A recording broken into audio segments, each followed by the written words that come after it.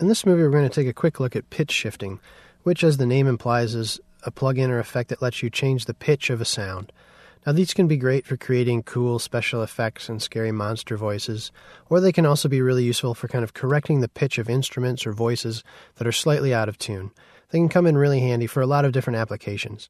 So let's go ahead and take a look at applying a pitch shift to, we'll set it on our voiceover track here again. That's a nice place to get an example of pitch shifting. And again, we'll work with this one on the file level, and we'll grab it from the audio suite. Good old pitch shift. So, if I play my track back. Welcome to the lynda.com video training podcast for Friday, January 19th, 2006. Sounds the way it always sounds. Good old pitch.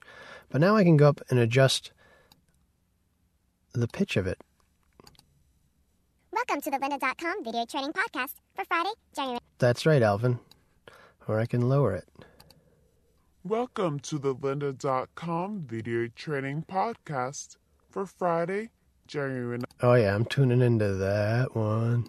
So anyway, pitch shift is really cool. It's pretty simple. You have a big control, kind of they call it coarse, but it's basically half steps on a scale. So if I want to go up a whole step, I can go up 2, my note. Welcome to the lynda.com video training podcast for Friday, January 19th. And so you can use this to manipulate sounds and effects, make scary things happen, and you can also use it, like I said, to correct instruments that are slightly out of pitch. Now, one thing that's possible in the digital world that's not out in the analog world is the ability to adjust pitch without affecting the time. It used to be that we'd have to speed up a tape or slow it down to get these effects. And inside this plugin, as I play these back, you're actually hearing that things are speeding up and slowing down. And that's because we're in preview mode. But if I actually want to go ahead and render this, let's see.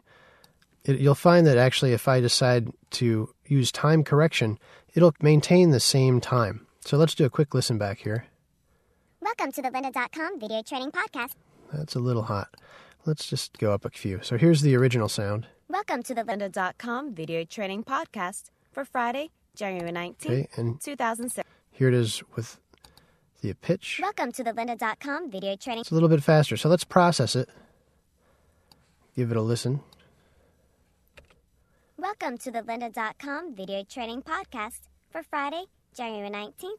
So you can see that it actually changes the pitch, but it maintains that original timing of the sound file.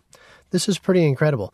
Now, it's hard to apply pitch to huge, long tracks. It's a lot easier to apply it to smaller increments to get better results. A lot of times you can get kind of artifacts or some things. It's easy to apply pitch and get some artifacts that you might not want.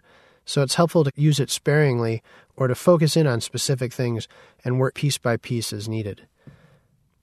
But ultimately, this is really cool. Let's do one more example just because it's fun and actually pitch shifter down. And I'm going to change this, and here we can choose if the processor wants to think more about the rhythm of the sound it's changing the pitch of or the sound quality of the sound. And since this isn't a drum track, I'm going to say, let's pay attention to the sound of it. And if the rhythm gets a little off, that's okay. So let's see. Here's the original. Welcome to the lynda.com That's the video original. training podcast for Friday, January 19th, 2006. Okay, and now here's the effect we're going to add. Welcome to the lynda.com video training. And now let's do it. Welcome to the lynda.com video training podcast for Friday, January 19th, 2006. Pretty cool. Pretty crazy. Let me show you one more thing since we're in here, just because it's fun to see what is possible. I'm going to undo that, and we're going to go ahead on this track and actually use a real-time plugin for pitch shift that I think you will enjoy. I won't lie to you, I am not a master of pitch shifting, but I do tend to play with it. So this allows me to kind of pitch shift the voice to 3 different voices. We'll just send some signal through and see what happens. Welcome to the lynda.com video training podcast for Friday, January 19th, 2006. January 19th, 2007. Freaky. All right. And we can change these different assortments. Sorry, I'm going to go in. We'll make it free.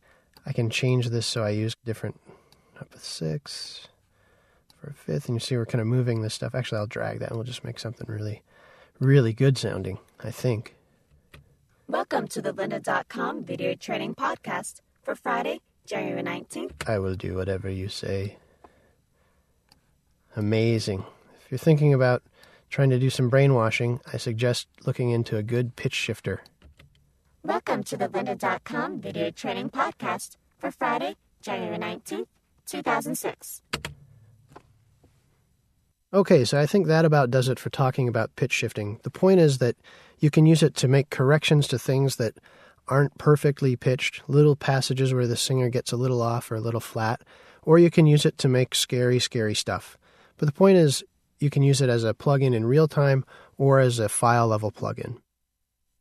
Again, we're working in Pro Tools, but whatever program you're working in, you'll probably have a pitch shift option or be able to buy a third-party plugin that'll work there for you. There's actually plugins that are designed specifically just to do auto-tuning, and they don't necessarily call themselves a pitch shifter. They refer to themselves as more of a tune correction plugin. They'll be mad if I say they're ultimately pitch shifters, but if you think of them in this category, you're okay. And a lot of the same features and functionality will be found in most pitch shifting plugins and applications. Next, we'll scope out reverb.